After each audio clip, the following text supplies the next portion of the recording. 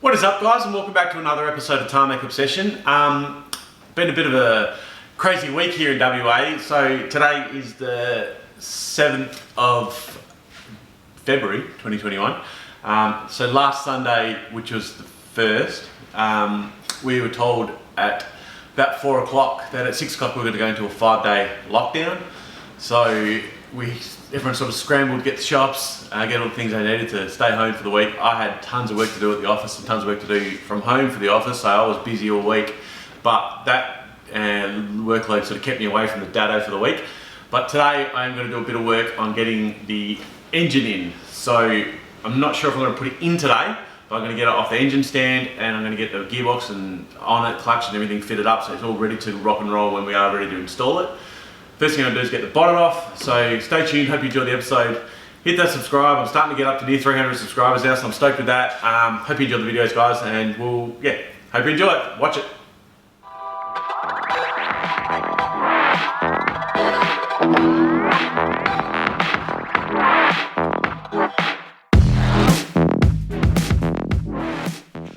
Like I said, the first thing I want to do is get the hood off.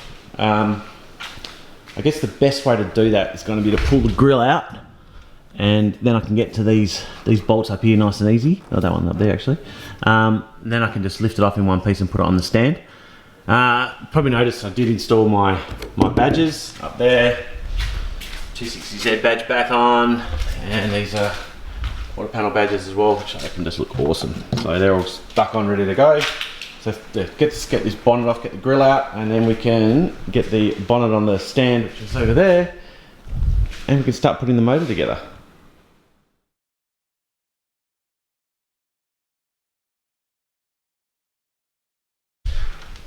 I nearly made a crucial error because there's a heap of tension on these from these rods. So I've just cable tied with some heavy duty cable ties. There's rods down and that down. That should hold it in place. If it zooms in, yeah. So that should hold them down on both sides, just so that it doesn't flick up the hinges. That should hold them down there. So make sure you do that if you're doing it this way.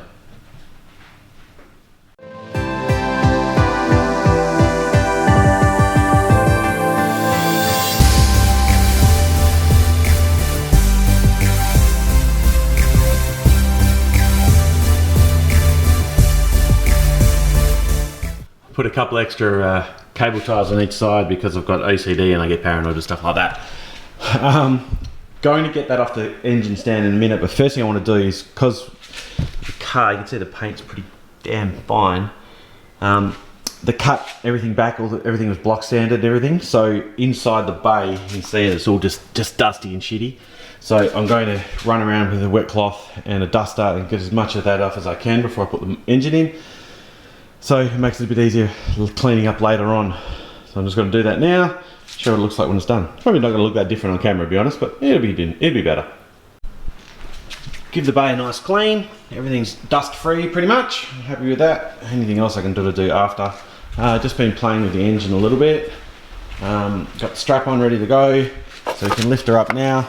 I took the nice chrome cover off and put my spare cover on just so I don't scratch it. Get it up, get it on the floor.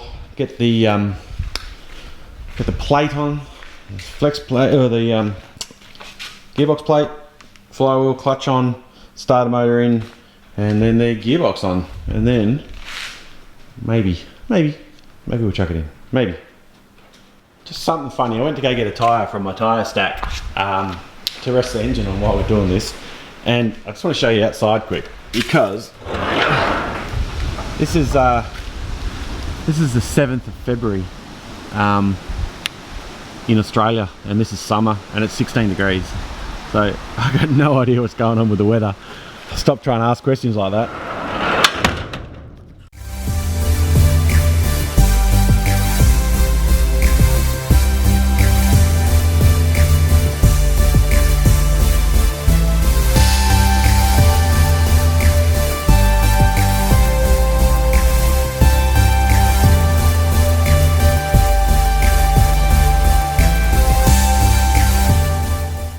Going to have a bit of a play around the back now, get the clutch on, get all this plate on, everything. I'll do it all off camera because it's going to be pretty boring to watch. So I'll let you know when I've got it all back together, torqued up and ready to throw the gearbox on.